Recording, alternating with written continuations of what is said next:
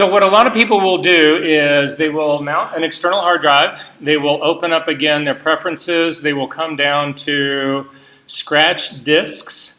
Again, for those of you guys who are on a much older version of Photoshop, occasionally, and if you go back far enough, scratch disks is not separate. Scratch disks is rolled into performance, and that's where you'll find it. So, but it works just the same. So if I click on scratch disks, you can see I've actually got a hard drive in here that's partitioned into 2 drives. So you can ignore that part about it. What you're looking at is 3. But it's this drive that I just plugged in right here. This Verser 250 SSD, that is my external hard drive right here. If I want to use it as my scratch disk, you enable it first. Then you need to change its pecking order. So you need to say that I want you to use this first, not my boot drive. My boot drive is what most of you guys have labeled as Macintosh HD. I've just renamed mine, so don't let that bother you. It's not some weird esoteric thing. It's your boot drive. It's your startup drive. So in order to change the ordering of it, you actually select it, and then you use the arrows on the side to actually raise it up to the top. It's now the first order. So now what's going to happen is it will use this external as a scratch disk until it fills up, and then it'll actually start to use my boot drive as my scratch disk. And it'll continue to do that until it runs out of space. But I'm telling you right now, if you guys go through, if you go through 2 or 3 hard drives in terms of filling up your scratch disk space, you need to come talk to me about. You've got your history set. Your history states is set at like 5,000, not 50. You're saving too much. Does that make sense to everyone? Here's the last trick, and it's true for everything that happens in the performance window in scratch disks. You've got to restart your Photoshop for this to take effect. Right now, if I just say OK to this, that disk that I just plugged in is not going to be used at all. You restart Photoshop. Make sense? Questions about this? All right, what else did I tell you we were going to get to? Metadata. So can I get everybody to open up, I don't even know if there is any, but everybody to open up that car again. I have no real affection for this car. I don't even know whose picture this is, but nonetheless, we might be able to find out right now. So with the car actually open, come up to the File menu and come down to File Info, and a screen will open up, and there is no metadata in here at all. So close out of that guy. We don't need him. If you can't close like I can't close, hit the escape button on your computer. Close this guy up. Let's see if there's another file in your first week from today.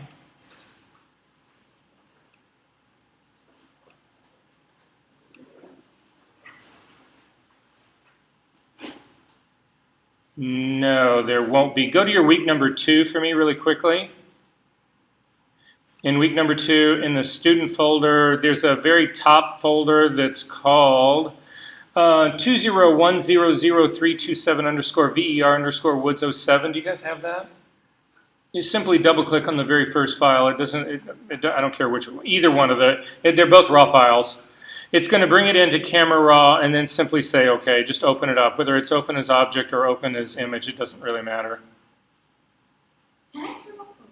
Oh, yes, I'm sorry. That's a great call. I kept thinking, there's something not right. That would have been it.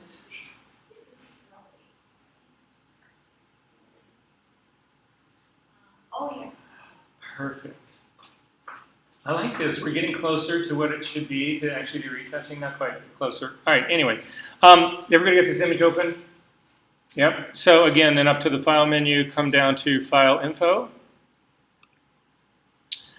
And again, click on Camera Data, and you can see that it knows that it was a Canon camera. It actually knows what it was. It was a 5D Mark II. It's got its serial number. It knows what the lens was. It knows what the focal length is. Was shot at 32 millimeters. This is all metadata. Metadata is data about data. So when we were talking about where history gets written, you can actually use that history log to embed all the metadata of the whole history into this file so that the file and the history are connected. They follow one another. They don't get divorced. Does that sort of make sense? Okay. So that's that. Okay. So I'm going to throw out all apologies right now. This is the part where I was saying to you that this becomes somewhat dry. I don't want to say dry and tedious, but it becomes dry and tedious. Let's see where this guy is. Sorry.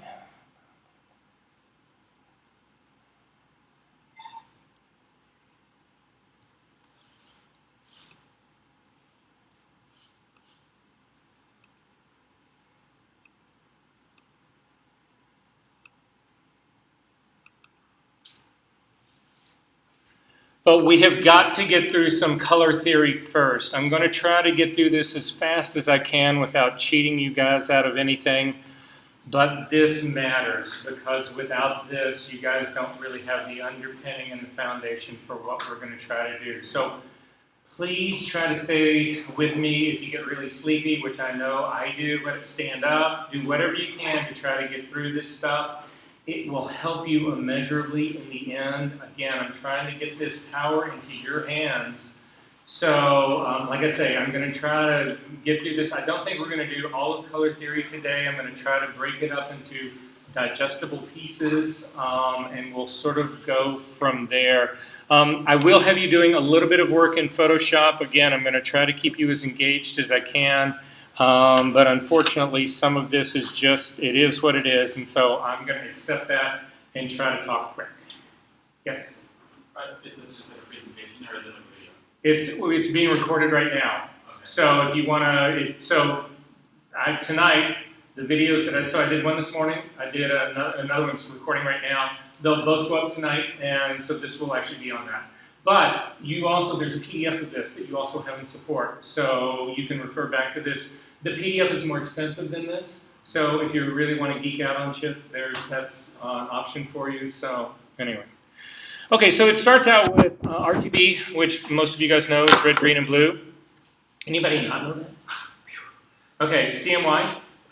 We're not going to deal with K. We will deal with K in here, but K is a problem to a theoretical issue. So basically, we typically think of, when we talk about tristimulus, as CMY. Tristimulus just stands for three stimulus. These whole models, all the models, RGB, CMY, were all basically RGB. CMY is an extension of it, but RGB is based on your eyeballs. It's based on the way you see. So color scientists, I don't know how many hundreds of years ago, actually figured out that you have cells in your eyeballs that are actually receptive, and there are three different kinds. Actually, there's four different kinds. There's rods and cones, but we're dealing with the rods now, the cones now. Rods basically detect motion. Cones are what really deal with color and detail.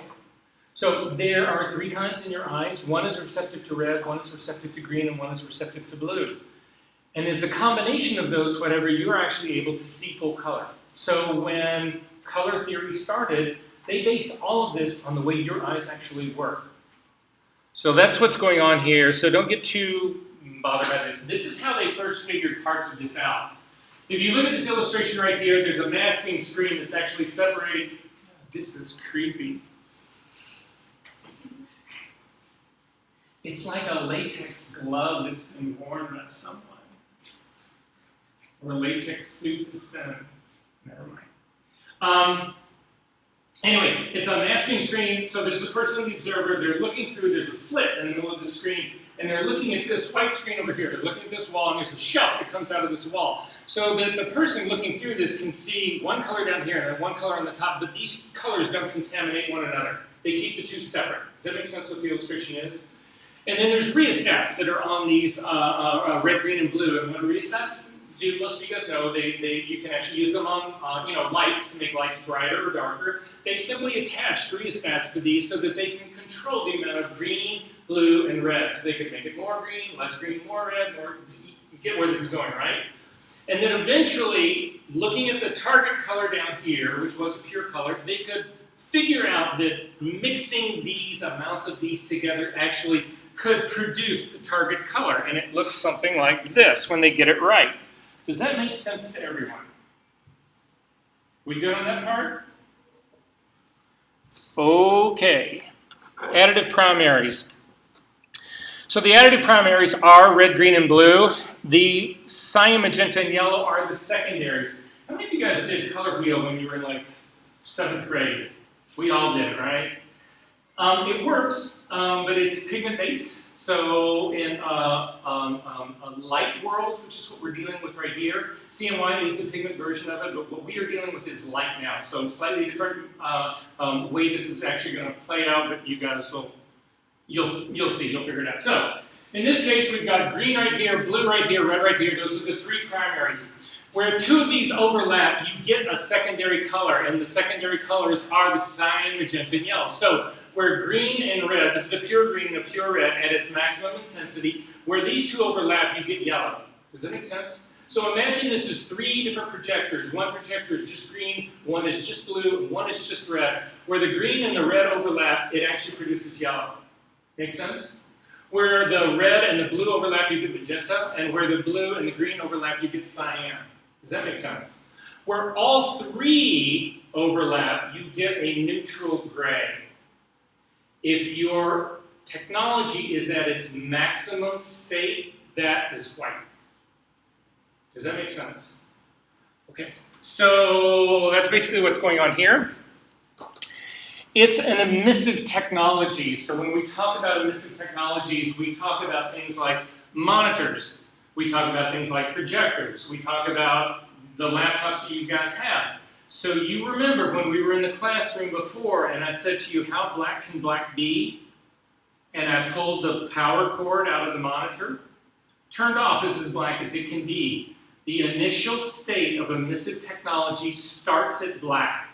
Then you begin to add energy, and as you add energy, that technology emits. That's why we call this an emissive technology. It's also why we call it an additive system, because we are adding energy to achieve this. Does that make sense? If there is no energy, you have black. If you take all 3 of these in equal amount at their maximum, you have white. Are we good on this? Okie dokie. So you start with black, there's no light at all. You add proportions of RGB to get any color, and equal amounts, and this is a critical one for us.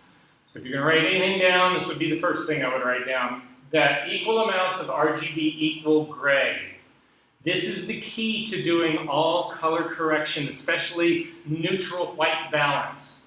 And it's based on the premise that if you have anything in an image that should be neutral gray, its RGB value should be equal to one another.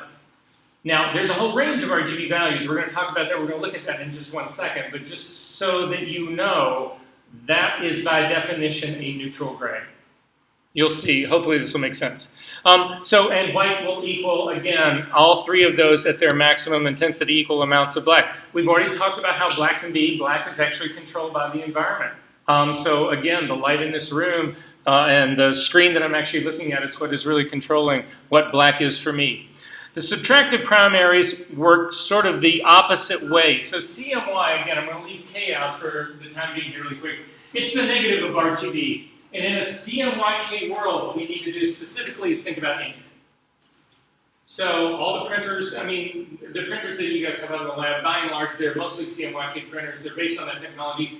They've added a lot more inks to actually try to expand that gamut, but the truth of it is they're all based on the exact same thing. If you were to go to any big press house, like somebody that was printing newspapers or magazines, that kind of stuff, they're only working with 4 inks. They're working with cyan, magenta, yellow, and K, which is a black ink.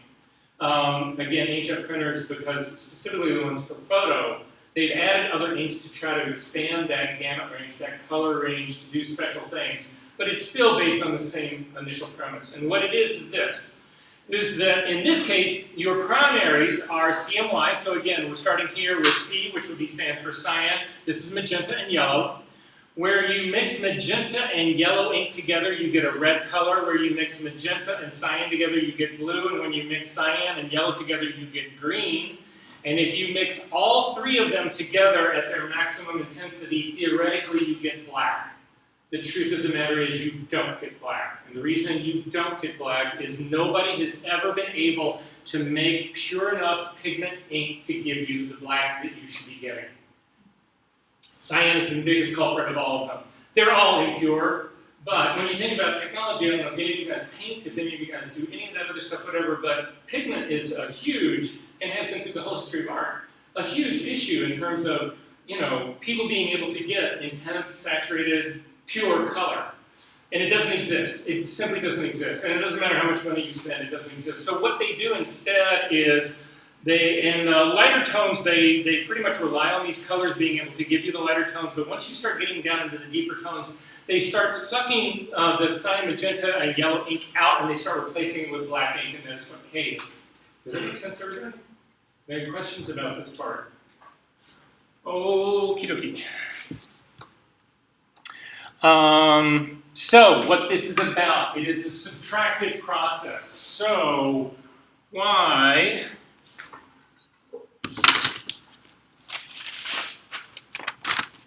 is this tab yellow?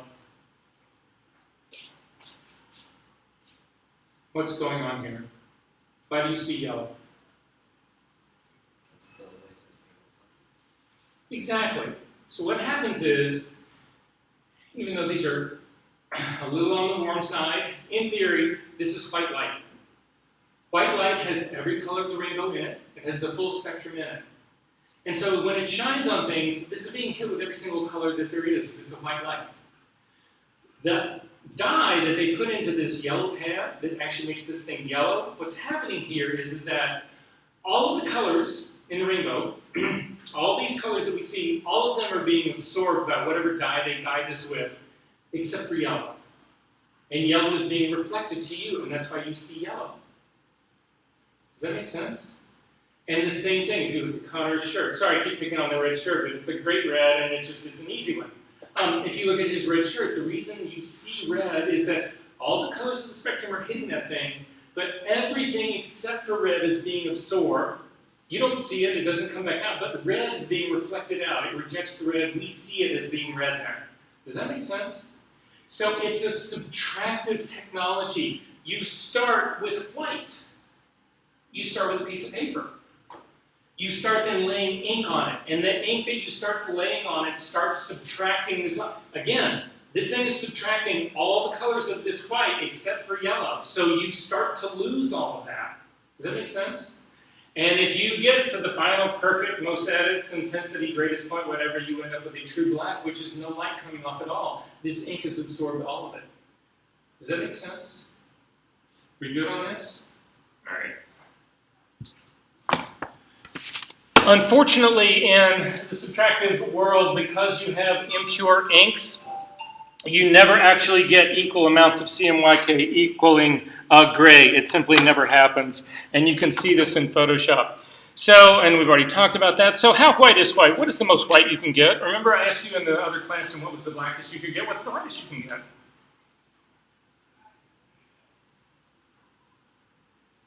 It's the piece of paper.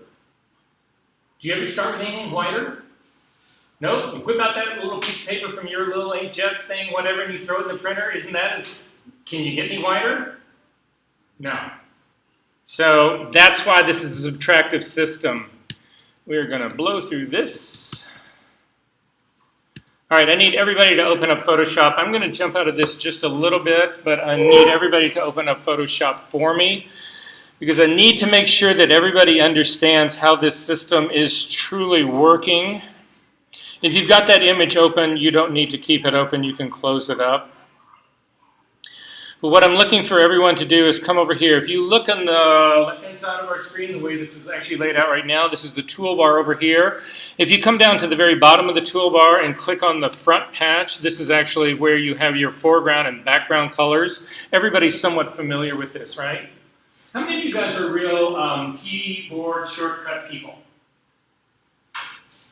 Okay, I will say this to you. I'm not a huge keyboard shortcut person, but there's probably a dozen, maybe 15, 20, somewhere in that number that I use religiously all the time.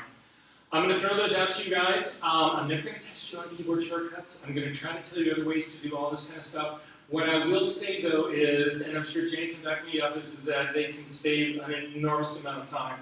And they become second nature, and you have one hand doing one thing and another hand doing another thing, whatever, and it's just Again, the ones that matter should really matter. And so anyway, I'm going to throw a couple of these out to begin with for you guys right now. I'm going to close this up really quickly, so just hit cancel if you've opened it. Hit the D key for me. No modifier, simply the D key. It will default your foreground and background colors to black and white.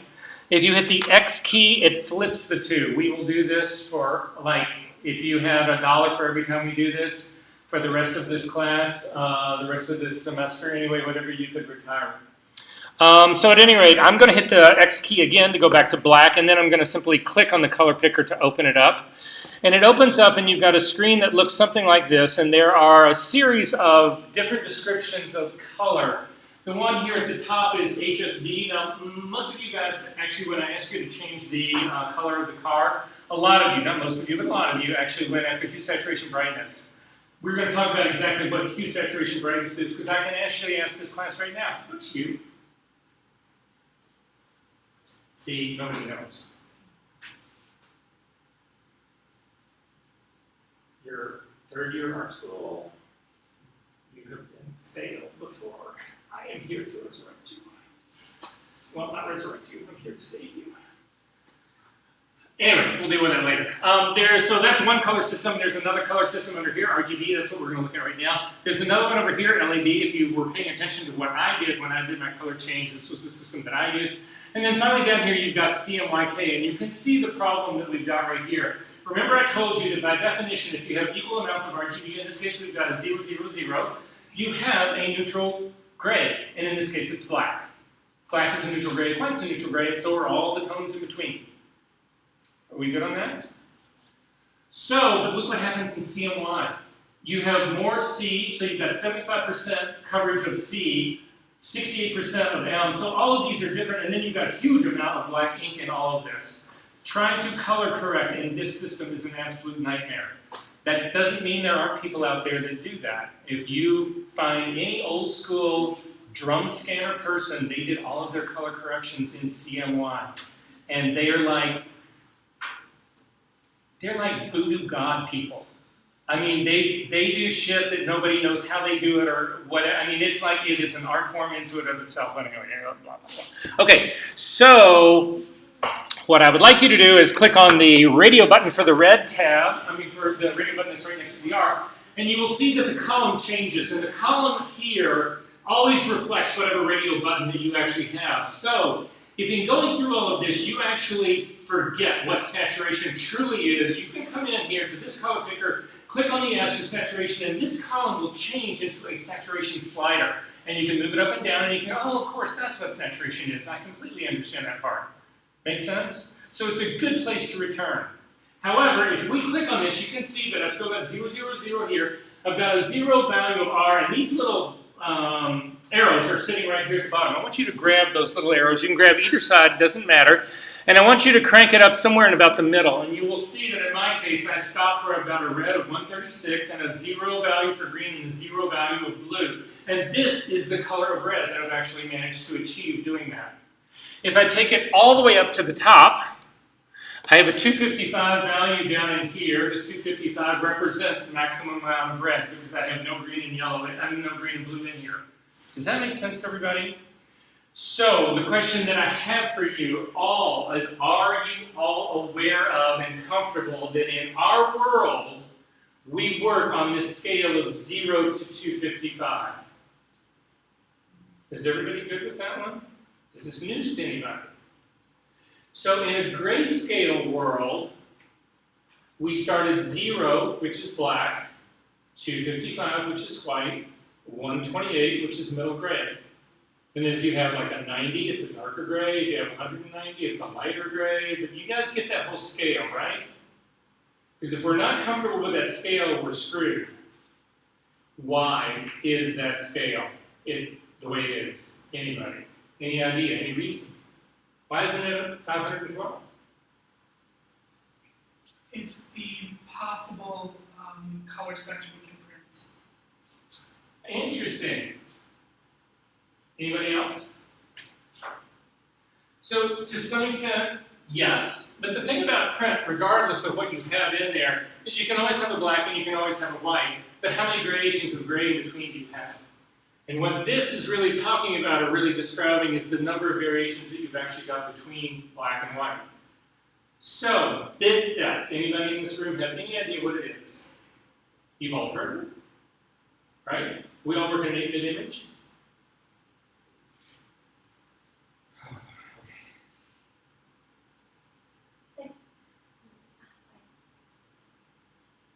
much of a color detail?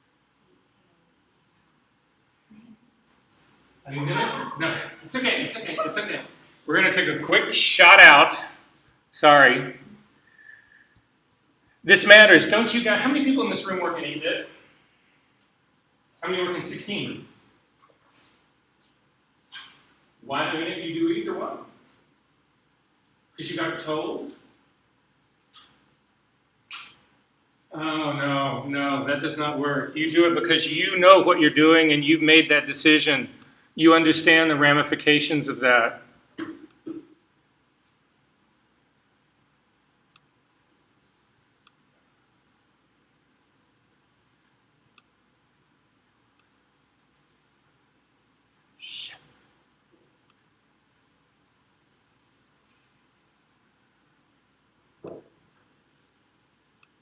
Sorry, I wasn't expecting to go down this road.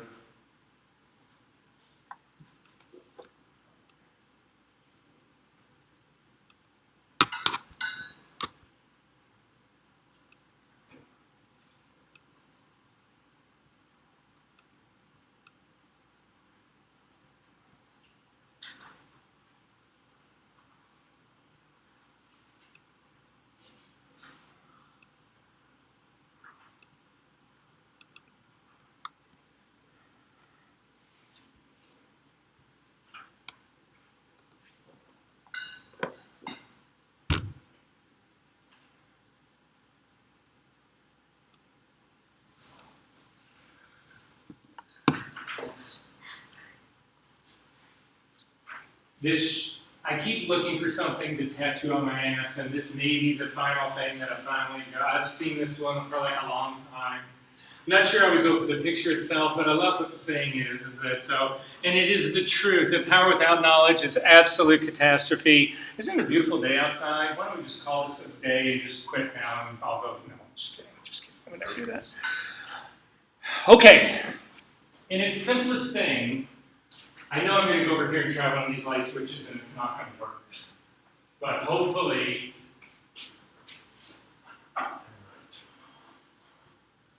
okay, in the real world, in your house, when you go home and you turn on a light switch, the light goes on, right? And then you turn it off and the light goes off, right? Can the switch do anything else? Let's not forget the restart thing, just a switch. On and off, that's it, 2 states. 2 possibilities, right? That's what we call a binary system. It's got 2 possibilities. This is a light switch, this is a light bulb. The light can either be off, or it can be on. That's it. Make sense? Okay, if we add a switch to this, there's now 4 possibilities. They can both be off, they can both be on, or the right one is off, the left one is off, the right one. No. If I can get this turned around in the mirror. No. You guys get where this is going, right?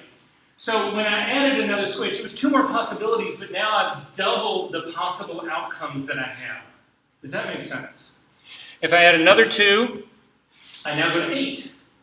What would happen if I added another switch? How many would I go to? 16. And if I added another 2, what would I get to? 32, and on and on and on. Does that make sense what's going on here? You guys get that part? So some very clever people realize that a transistor, which is what you have in all your computers, really is a switch. And in in this world, for your computer show, whatever, you get either a 0 or 1. If the switch is on, switch is off, it's a 0. There's no current. If it's on, it's a 1. It's just that simple, right? And so the same thing happens here. You add more switches, it goes through it. People at Apple, the people who invented the Macintosh, said, well, why don't we just assign a gray to that as well? So you have a single switch. When it's off, you have black. When it's on, you have white. Does this make sense to everyone? Simple, right? If only we were Steve Jobs and had all that money. If I go to a second switch here, I've now got 4 possibilities. I've still got black and I've still got white, but now I have 2 values of gray that sit in between the 2. I've got a darker gray and a lighter gray because the spacing between these is going to be even. Does that make sense? If I add another switch, I go here now, this is actually 8 possibilities. We good on this?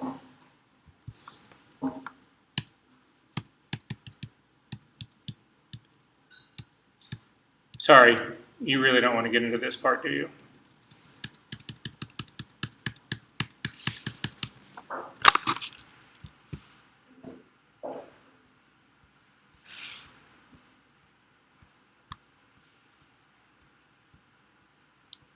Shoot.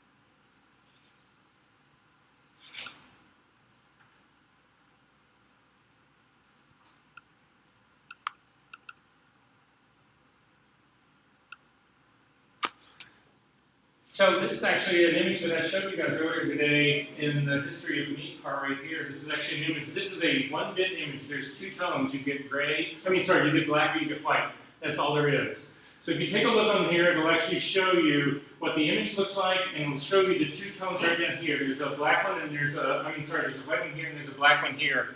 If we add another possibility, we actually have 4 tones of gray, and this is what it looks like. It's very close to our eyes. You can see white here, black is still here, 2 tones of gray in the middle. If we actually go to another tone of gray, this is now 4-bit image. So how did we get to 4-bit image? You start off with a 2. You multiply it times 2, you get 4. Times 2, you get 8. Times 2, 4 times, 4 bits, we have 16 possible tones. Make sense? And this is what they are here on the bottom. You can see this is beginning to become a grayscale ramp, but the image is still really blocky. Look at this. Do you call this continuous tone? No. Some people call this art. I'll take shots the whole time. Sorry. Okay. If we do this one more time, we get to 8-bit. 8-bit is considered to be the minimum number of tones you need to give the illusion of continuous tone. And you can see the gray ramp along the bottom has no divisions in it at all. This is where 8-bit comes from. It's the minimum number of tones that you need to actually give the illusion of continuous tone. It is also why we deal in this same scale in Photoshop. So we know 0 is black and 255 is white, but you're saying, well, is that 256 tones? It is, because 0 is a tone. That's where this comes from.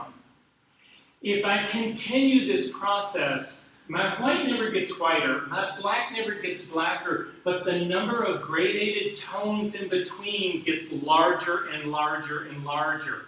So instead of working with 256 tones, if I go to a 9-bit image, I've got 512 tones. If I go to a 10-bit image, I get to 1024 tones. You guys get where this is going, right? Most of your cameras actually, so this is what it looks like that was what it looks like in black and white. In color, it looks like this. So you can see here, 1-bit is actually 8 colors because each channel has 2 colors. There's 2 reds, there's 2 greens, and 2 blues in a 1-bit image. So 2 times 2 is 4, times 2 is 8. That's why we have 8 colors. Now, you're looking at these and you're saying, well, those are all black. That's not a color. It is. It's not only a color, but in Photoshop's world, that is a red black. That is a green black, and that is a blue black. And they are different from one another. So these and these give you this. Again, art.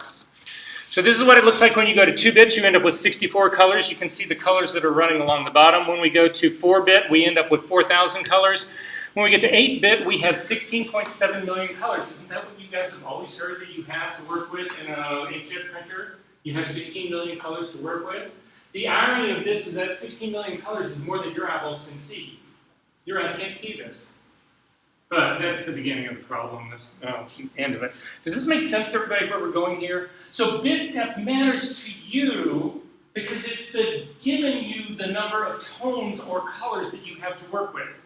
Are we good on this part? The part that I really want you to take away from this is that 0 to 255 scale. That's what's critical in this. Are we good on this? Yes? So you're saying you use 8-bit, not 16? I do, personally, but I'm going to show you guys a workflow that I use that's possibly different. Why would We're gonna jump in that tomorrow. I'll tell you, how many people in this room are using smart objects in Photoshop? Why? you still have the information Right, you can embed the raw data in your Photoshop file, right? So as long as I've got the raw data in there, I've got everything I need. So there's not a printer made yet that can actually print, even though they'll tell you that they're 16-bit printers, there are none. And there's never been a 16-bit monitor, maybe some lab in some world for $100 million, somebody built a 16-bit monitor, but you can't see it. It doesn't exist in your world. So, but we'll deal with all of those reasons when we get to that part of it. That's a good question. So I just wanted everybody to be sure that we understood that part of it. I'm going to jump back to color really quickly, guys. And again, I'm trying not to beat you to death with this, but we've got to get this stuff under our belt before we can really move on, because that way, hopefully, you'll understand what it is and why we're trying to do what it is we're trying to do. Okay, so back into Photoshop really quickly. Again, I'm clicking on the foreground color picker. I'm going to change that R value, clicking on that, guys, and you can see this is my black red. All the way up to the top is my 255. It's a pure red. If I drag this all the way back down again, click on the green, and you can do the same thing. The column becomes the green slider, and you can see the range of greens possible. Blues, exactly the same thing. It does exactly the same thing. If you click on the blue and the green, so click on the blue and drag it all the way up, click on the green and drag it all the way up. You remember we were talking about when you mix RGB primaries, if you're mixing green and blue together, which is what we are doing right here, we get cyan. That's the secondary color that it produces. If you take the green back to 0, and you click on the red and you drag it all the way up, the red combined with green at both, again, at their maximum is going to give us magenta. And then finally, if we click on the red and green together, 255, I'm going to put that in here. Again, tab key and put 0 blue, we get yellow, so you can see the combination of red and green gives you yellow. If you type 255 into all 3 of these, you get white. And again, that's what we would expect to actually have here. Does this make sense to everyone? Everybody really quickly, click on the red value one more time for me, type in 128, hit the tab key and go to 128 again, hit the tab key and do 128 a final time, that's middle gray. If you start up at the red again and type in 64, tab key 64, tab key 64. It's a dark gray, but it is a neutral gray. If one last time, go up to the top again, type in a 220, tab key 220, tab key 220. You end up with a very light gray. This is not white, this is a light gray. Are we good on all of this?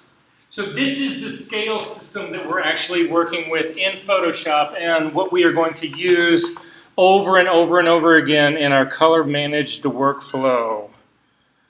Okay. Yes, sorry. So what makes certain colors harder to render than others? What makes what? What makes certain colors harder to render than others? Like what? Can you give me an example? Like purple. Like purple. Why is purple a challenge? Part of it is perception for you. We're going to look at this in just one second right now. Most people think that the world of color is uniform. It isn't. So you can have very, very, very saturated greens in our world, but not so saturated purples. And it gets even more challenging because of the sensitivity of your eyes. Your eyes are hypersensitive to green. We're going to take a look at all of this in just a second. Your eyes are hypersensitive to green. Once you get into that red-purple scale area, whatever, they fall off dramatically. Their ability to distinguish different colors in that space is really, really difficult to do, whereas doing it in the green space is extremely easy. It has to do with our physiology. It has to do with how we were made, is kind of the answer to that. Hopefully that gets it. We'll take a look at some of that, but you're right. It's the idea that color is somehow uniform is so misleading. It isn't. Okay. How are we doing?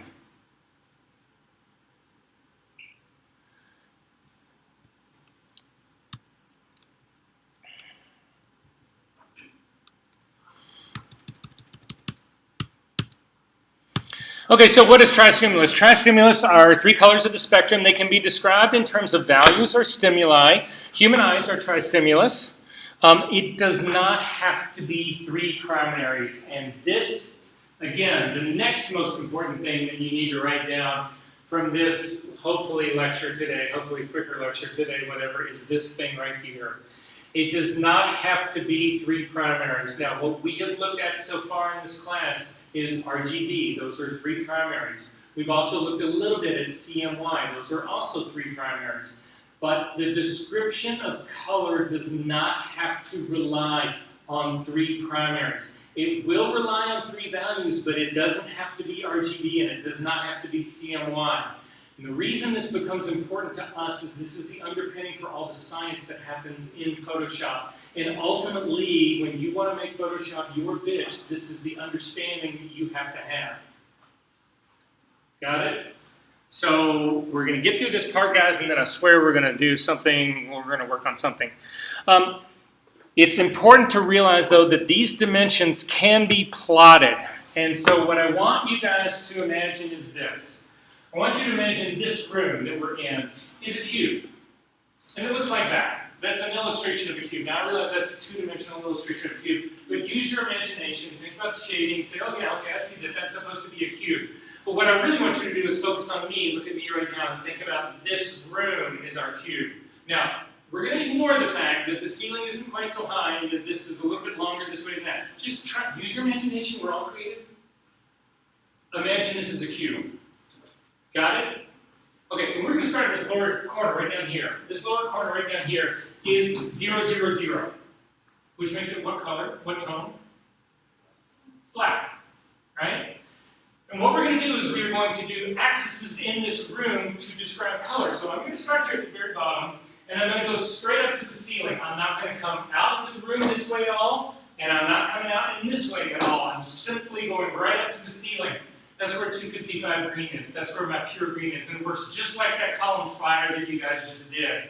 You're just sliding that column up this guy. Does that make sense to everybody? Has everybody got this illusion going?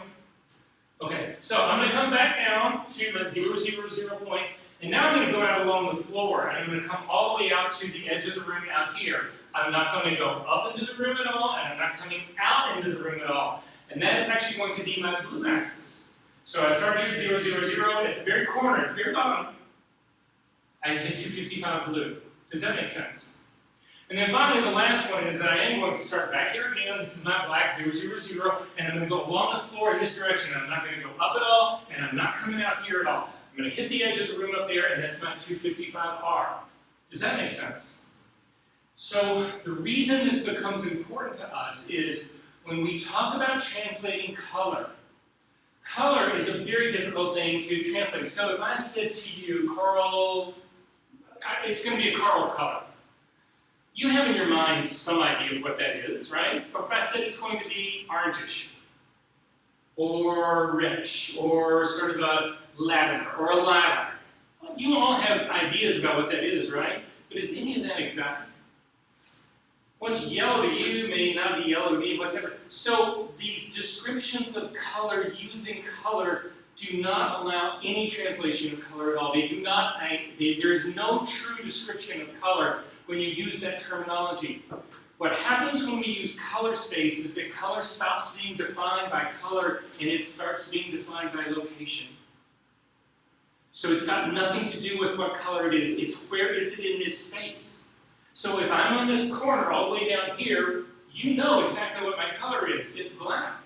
If I'm all the way at the point up there, you know that that's actually red. If I'm all the way over there, you know it's blue. If I'm all the way up there, you know it's green. What's the far corner over here, the opposite of that corner?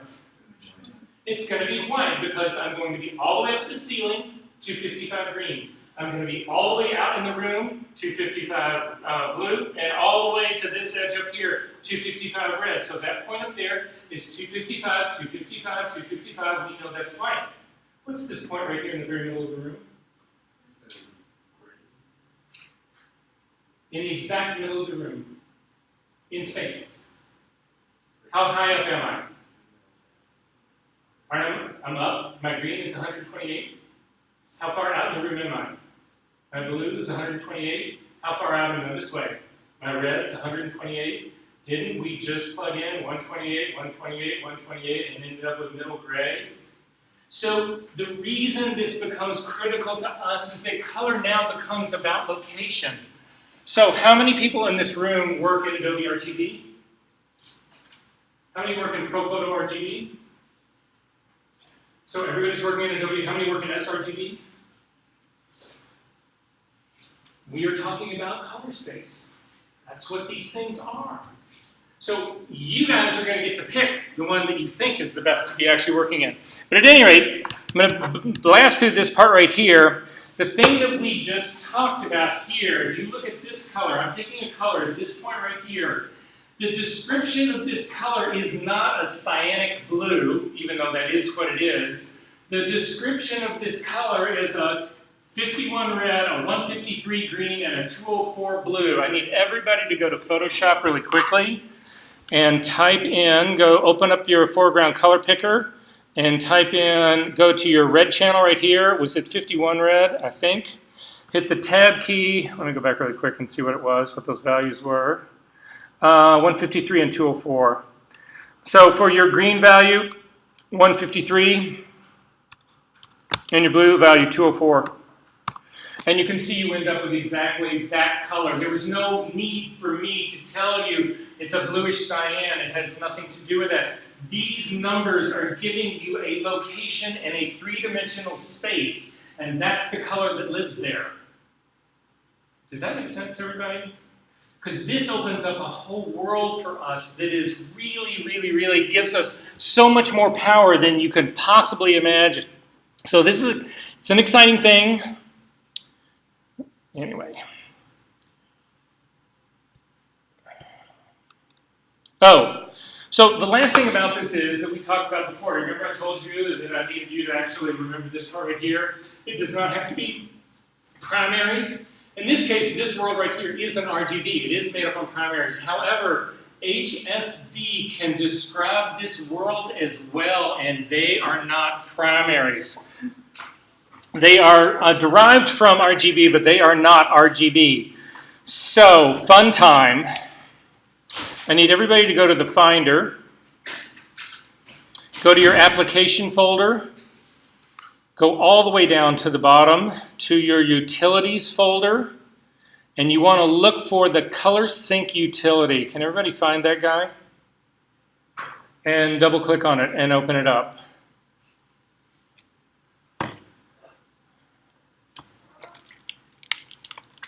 Now, when it opens up, don't worry if your screen doesn't look like mine.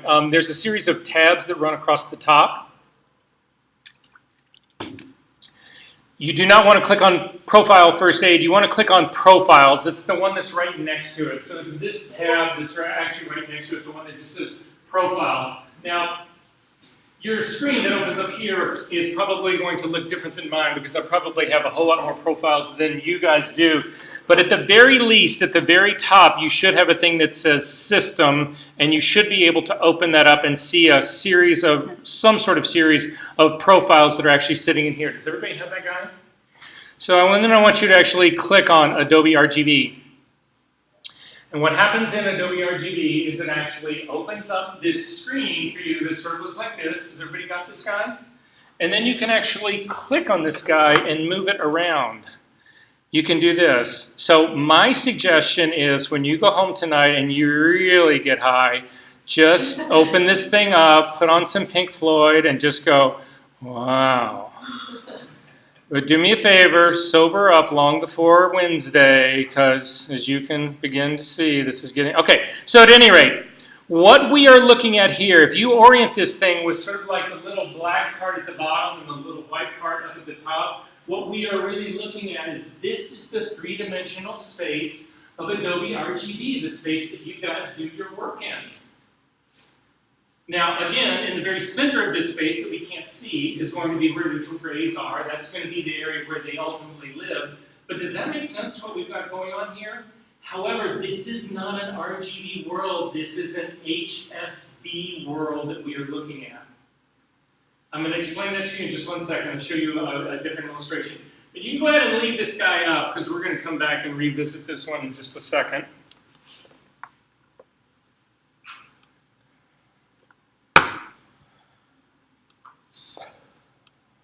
Okay, hue. I asked this question before. What is hue?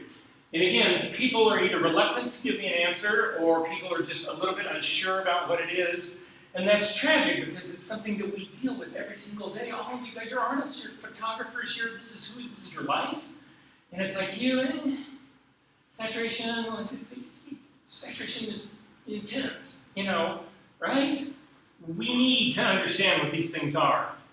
So in the case of hue, if you look at these 7 patches right here, all these 7 patches here have the exact same brightness and the exact same saturation. The only thing that is different in these guys is hue. And hue is the property of a pure color that distinguishes it from another. When we use the word red or green, we are referring to hue. We are expecting people to understand the difference in red and green by using that tag on it. So again, it's the property of what gives red, it's red, or blue-green, it's blue-green, whatever. You don't need to worry about the wavelength part. That's a different issue. Okay, saturation. Can you tell me what saturation is? Oh, come on. You've got to guess. How vibrant. Other things. Well, let me flip this on the other side. What happens if you completely desaturate an image? What do you have? Black and white, right? So saturation is the purity of color. On the one end, you've got the purest, most saturated color you can have. On the other extreme, you have lost all saturation, you've mixed in a complementary color, and you have a neutral gray, right? All right, so in this case, these patches along the bottom here all have the exact same hue, they all have the exact same brightness, but what's happening here is as we go from a more saturated color down to a less saturated color, it's a kind of a poor slide in my opinion, but at any rate.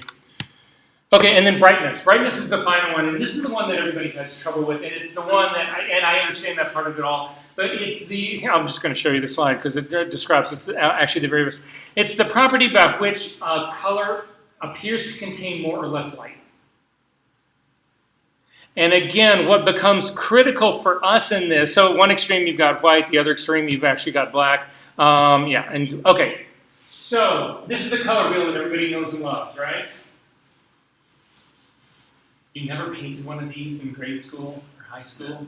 No? Oh my God, I can remember thinking when I finally got it done, it was like I was so proud. Anyway. Okay, so this is the color wheel, and this is the true color wheel by definition. This is not just a random thing that they threw up. Scientifically, this is actually the way it always appears. You'll see it in different places, but if you see it looking different, they made a mistake. By definition, what happens in this is it's based on an RGB color system, so we've got red, green, and blue, and the way they set them out on the color wheel is because these are primaries, they set them in a distance that they are as far from one another as they can possibly be. How many degrees in a circle? 360, right? If you've got 3 things that need to be as far away from each other as they can possibly be, how many degrees are they away from each other? 120. 3 into 360 is 120, and that's why you've got red at 0, green is at 120, blue is at a negative 120, or if you continue to go around at a 240. Does this make sense to everyone? So what we have on the color wheel by definition is this. The outside of the color wheel is hue. The distance from the edge, which is totally saturated, to the middle is saturation.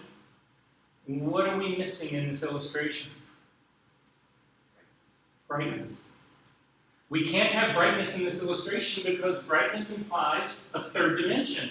It's 3-dimensional. Is that thing 3-dimensional? No, it's 2-dimensional, and what's missing is the brightness in this. Does that make sense? That's why this is not white and this is not black. This is a middle gray, right?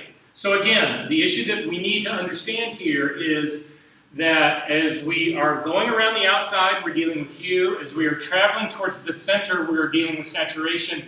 And then we need to deal with brightness, which does not exist in this illustration right now, but it's going to in just a second. Are we good on this part? Okay, the last thing I want to point out while we're still at this part here is complementary colors. You will see that the way complementary colors are laid out, so remember I said to you, if you mix green and red together, you get yellow. That's why yellow is sitting right here in between these two. If you mix green and blue together, you get cyan. If you mix red and blue together, you get magenta. You will also notice that magenta is directly opposite green. They are the complements of each other. Does that make sense? They're the opposites of one another. So if you've got a pure green that you need to desaturate, you end up mixing equal amounts of magenta into it, and you end up right here in the middle at that neutral gray. Good? I know it's a lot. You're going to use it the whole next 6 weeks, so hang on. I know I'm going to make this worth it to you. Okay. So to deal with brightness, what they do is they take the color wheel and they flip it on its side, so it's more like a record LP. You guys know what that is, don't you? Who collects LPs? Anyone? Collect your own heart. Anyway, they flip it on the side, and then they add the third extension, brightness. So you go from brightness up here to the top is getting to white, and down here to the bottom it's getting to black. Why is this a cone? Double cone, actually. Why isn't it a cylinder? All the things that you instinctively know. As you get lighter and lighter and lighter and lighter, what happens to your saturation? Exactly. So what's happening here is that our middle gray area here, we've got maximum saturation, but as we start to make things lighter and lighter and lighter, they lose saturation to the point that we come up to white, which is a completely desaturated tone. White has got no saturation in it. Does that make sense? The reverse happens on the way down. As you start to travel down like this, whatever, you get darker and darker and darker. You guys know this instinctively. You know really dark colors are not really saturated colors. And you know super really white, lighter colors are not really saturated colors. All that real saturation happens in those midtones, right?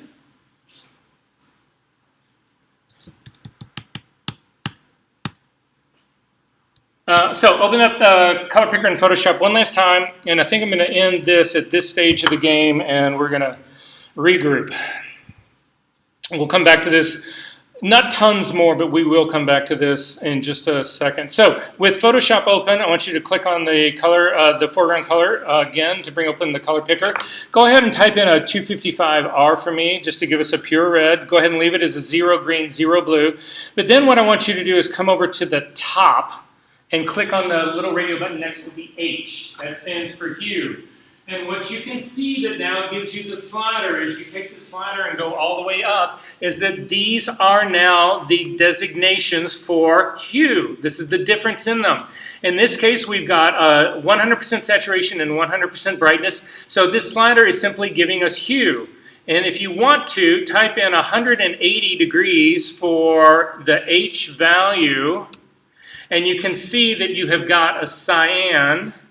And if we go back to our color wheel, you can see that again, by definition, 0 is always red, 0 degrees, but 180 degrees is cyan. Go back to your color picker and type in 120 in that hue value. And what do you get? Pure green. It's that way, not by mistake, but by definition. So we're going to come back here, again, 120. Now, personally, if I were you guys, knowing this and wanting to impress your friends, I would drag all of those people out to the bar tonight and start betting them that you know what hue angle means and they don't. And then they'll get really jealous and you'll say, "I'm drinks all night and I'll explain it to you." Always angling, guys, always angling. That's the commercial side of me, I'm sure. Be able to explain it though after all those drinks. Say what? You could be able to explain it though after all. Yeah, well, half of explaining shit is making it seem like you really know what you're talking about. Does it seem like I know? No, I'm not fooling you guys. No. Okay. Almost done, guys. Almost done. I swear to God. Let's go back really quickly to color picker one more time. Let's go ahead and leave the 120 degrees, but click on the saturation button now, and you can actually see that on our saturation button that we've got 100% saturation in there. I'm going to click and drag this guy all the way down to the bottom, and we end up with white, which why? I would have thought if I got rid of all the saturation, I would have ended up with some, like, middle gray. Any idea what's going on? What's my brightness? 100%. That's what's controlling this. That's why this is white. If we click on brightness, this now becomes the brightness slider, and you drag it down in the middle. That's your middle gray, all the way down to the bottom. That's black. So by definition, this goes back to what we were talking about before. This is a black-green. This hue is 120 degrees. That is green. We have no saturation, which has completely neutralized that out, and we have no brightness that is now taken it down completely. Does this make sense? So back to the color sync utility really quickly for me. That is exactly what is going on in this illustration. White is at the top, black is at the bottom. Saturation is the edge around this. I mean, hue are the degrees that are around this, and then saturation is the distance into the middle. Does that make sense? So if we tip this guy on its edge, to go back and try to answer your question about why is purple so difficult or the violets are so difficult, look at the area of green that we've got. We've got this monster expanse of green that we can deal with, but look at how small and confined, relatively speaking, this is. Most people think that the color worlds are like a globe, but they're not. They're horribly asymmetrical. They are really convoluted like you're seeing right here, and this explains why this area becomes such a challenge. All of the colors, what we think of as detail is the difference in one color and the next. The reason that you see detail in my hand. Why do you see detail in my hand? Because I've got variation in color and tone in here. If this was all one solid color, like my shirt, do you see any detail? You know what I mean? Difference in detail, a difference in color and tone is what detail is. There's a huge range of it up here. There's very, very, very restricted range of it down here, and that's why those colors end up being such a problem. I'm going to ask you guys to do one last thing for me here really quickly. With your Adobe RGB thing selected, if you come over to the little arrow that drops down right here, I want you to come down to Hold for Comparison. And you'll see that your color, that the Adobe RGB takes on sort of like a ghosted appearance. And then again, over here to the other side, you can find, hopefully, sRGB, and you can click on that. And now you can actually see these colors compared to one another, and you can see the difference in the two. This big white ghosted region is what Adobe RGB was. This little area that's sitting here in the middle is what sRGB is. Which would you prefer to be working in? The Adobe RGB, right? It's massive, big space. It's got all this color in it. Once you drop down to sRGB, all of this stuff that's out here, all of the color and detail that's out here is lost. It's gone. So I know people who say, well, I'm going to work in sRGB and then I'll just convert it to Adobe RGB. It doesn't work that way. You can't make it bigger. You can use sRGB, but this color will never expand out into this space. It'll never fill it up. It doesn't exist in sRGB, and if it doesn't exist, it's not going to make it up. Unlike the other direction where you're starting in a bigger space, Adobe RGB, and coming down to an sRGB. There are monitors that can show you Adobe RGB, almost all of it. They're expensive. When you get really good, you should pop for one of those. You can actually run it off your laptop. You don't have to buy a whole new computer to do that part. But I can promise you right now, what you're looking at on your computer, well, here, I think I can, yeah, I can. I think I can show you one.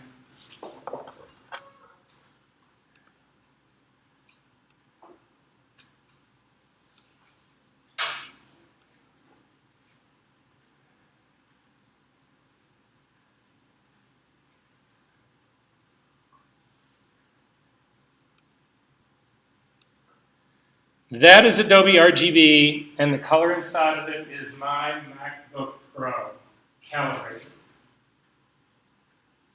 So all of this color out here can exist in your file, and you can't see it.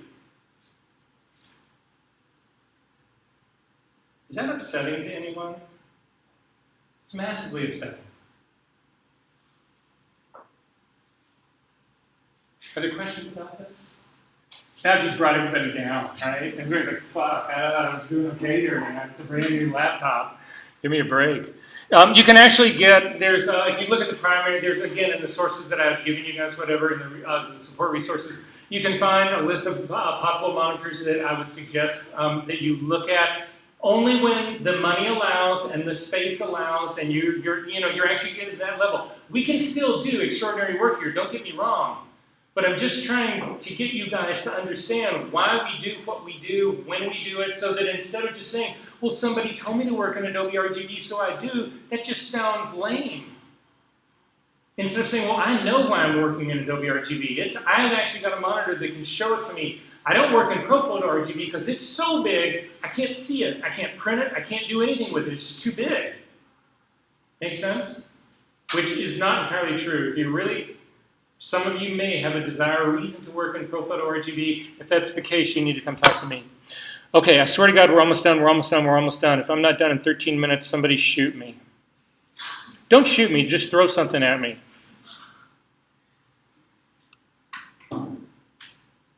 Do you guys ever have an unnatural fear that somebody's going to walk into a classroom and shoot you? You don't have that? Like only when I came to America. I completely understand that. No, I totally understand that because guns in so many other places are really hard to get. It's not like anybody can just go, well, I'll just go. There's got to be a place within a mile of here that you can buy a gun. I know there is, for sure. But at any rate. I had my first real stalker ever.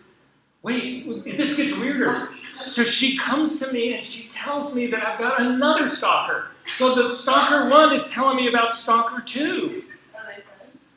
You know what? They knew each other. And I'm like, Is that the whole story? yeah, that's it. That's all I got. Okay, we're almost done.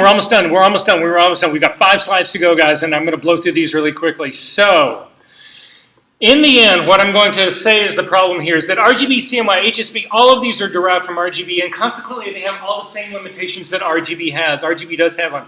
And this is the nux of it all. This is the one thing that I'm going to try to get you guys away from today and tomorrow and the next day and the whole rest of this class. Is true color managed workflow. And the color managed workflow that I'm going to suggest to you has to do with getting rid of what we call device dependence. And device dependence means this in a nutshell. Every single monitor that's sitting on this table right here has a description of color, and it differs from every other one. If we were to put up a color target on every one of them that was the same, and you were to walk down the line, they would all look different. They might be close, but they would all be different. Everybody's eyeballs have their own, your eyes are device dependent. Your eyes have color bias built into them. It's so bad, your eyes, the right one and the left one don't see color the same way. That's how bad color bias is. So then we actually go to a monitor, color bias, then we go out to a printer, color bias. And it's all because each one of these things is what we call a device, and it is device dependent.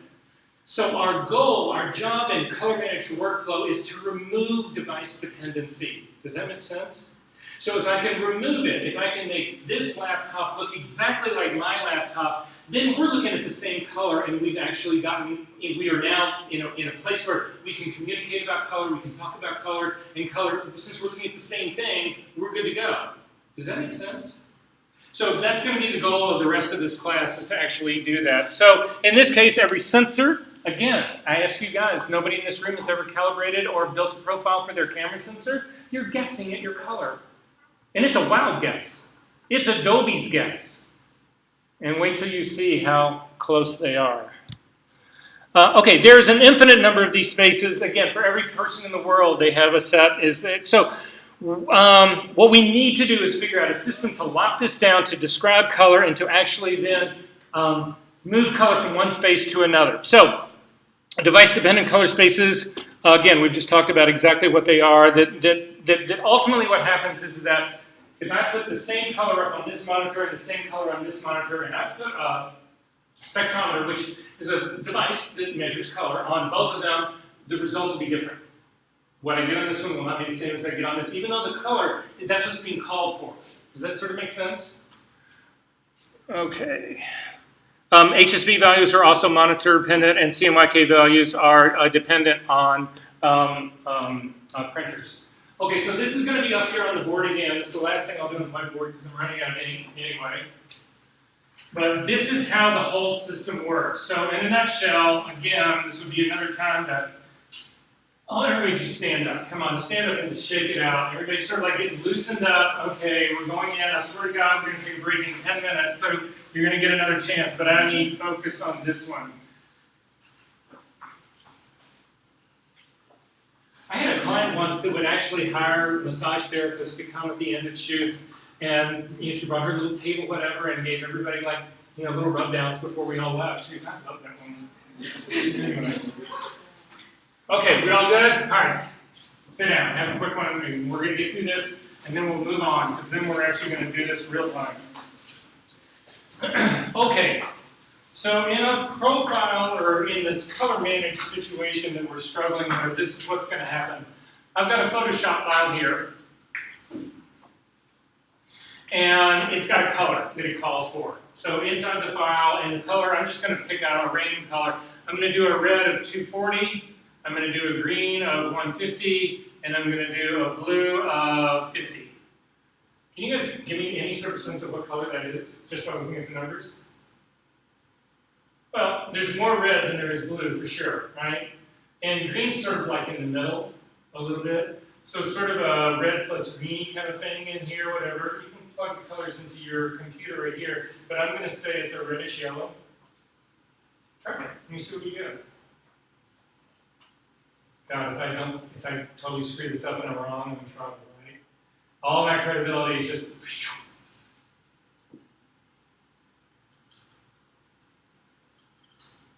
What'd you get? Yeah. Kind of like yellowish red? Reddish. Anyway, all right. Yeah, there you go, right? Aren't you glad you don't have to describe what that color really is? Okay, bilocation. Okay, so this is what the file calls for. I've got a monitor here. We're just going to actually do this as a monitor first, and you guys will sort of begin to realize very quickly. I spell on the level of, well, I've already told you I'm dyslexic. I spell on the level of a 6th grader, and that's actually not fair to most 6th graders.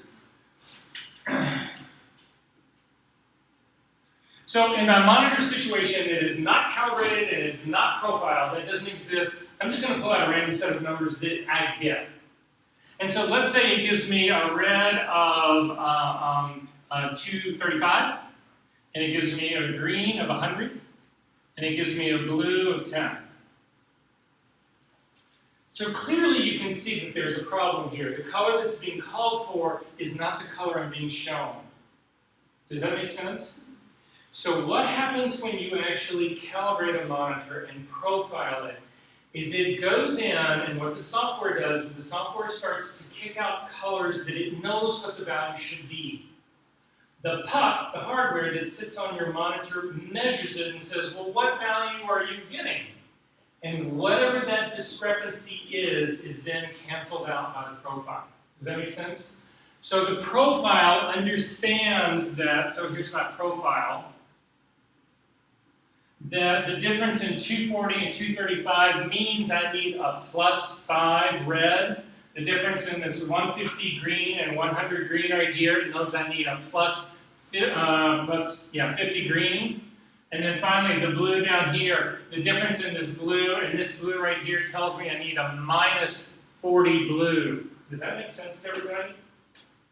So then if you plug in your monitor plus profile, you get a red of 240, a green of 150, and a blue of 50. And these colors here match this right here. And if you do that for every single monitor, you eliminate the device dependence. Make sense? So the last slide I'm going to show you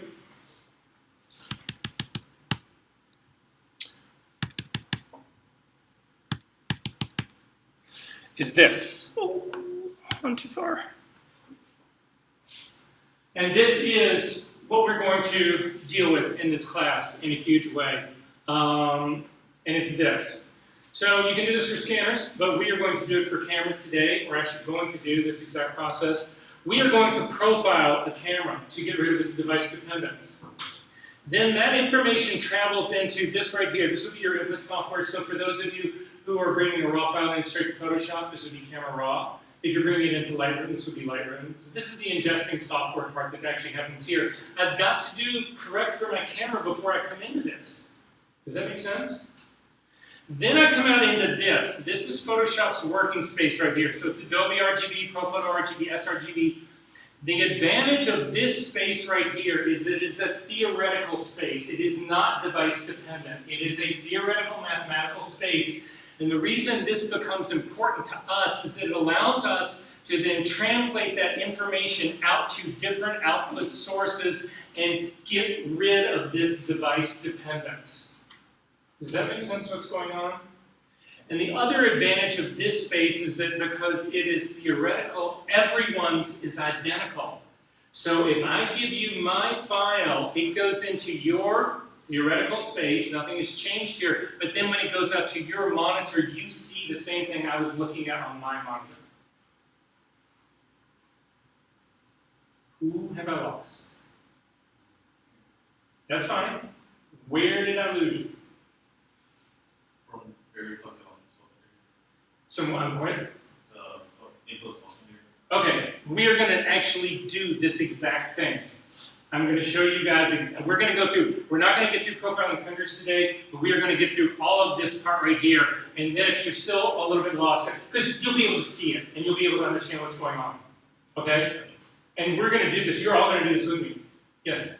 So it would still be the monitor be calibrated correctly though. Absolutely, everybody's monitor has to be calibrated because mine's completely different than yours. So there's like two devices that are being calibrated, but one like space sensitive. Wait, no, I'm sorry, I didn't hear that, and I didn't understand it either.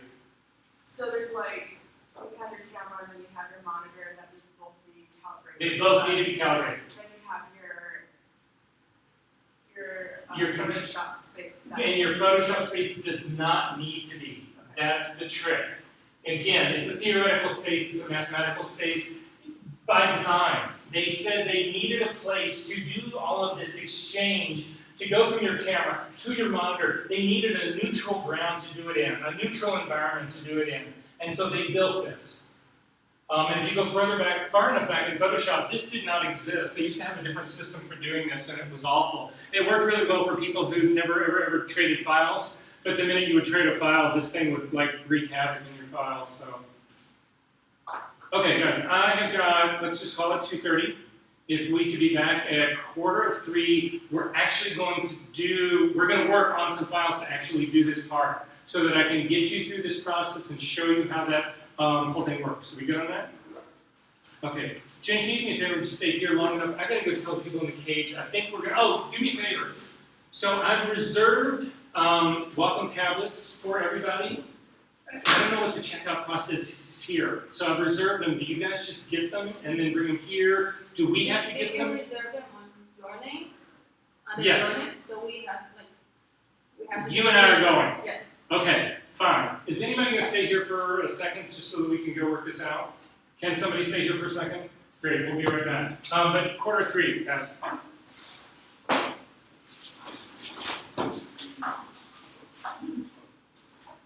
still feel like it's a community reason here. Or is it just me?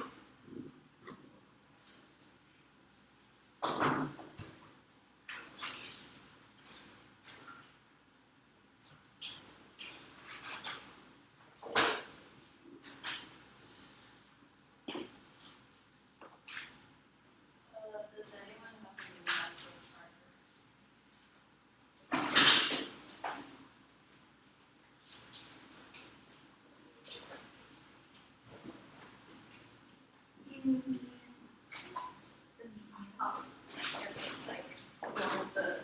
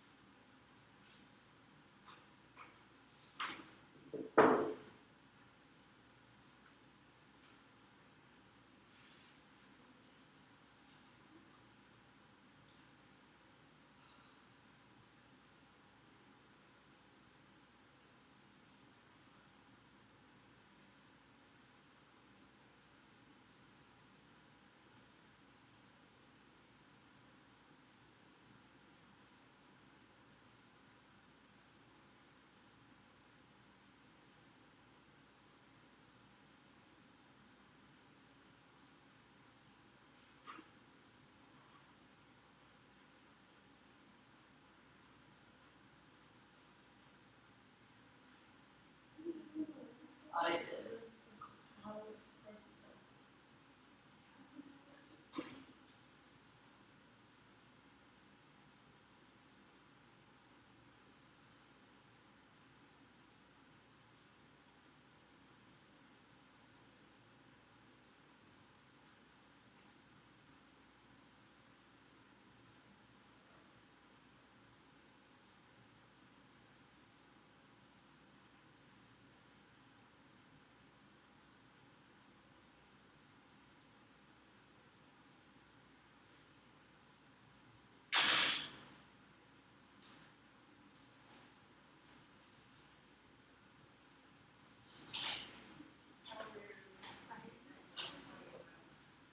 You can check the, like, computer calibrators.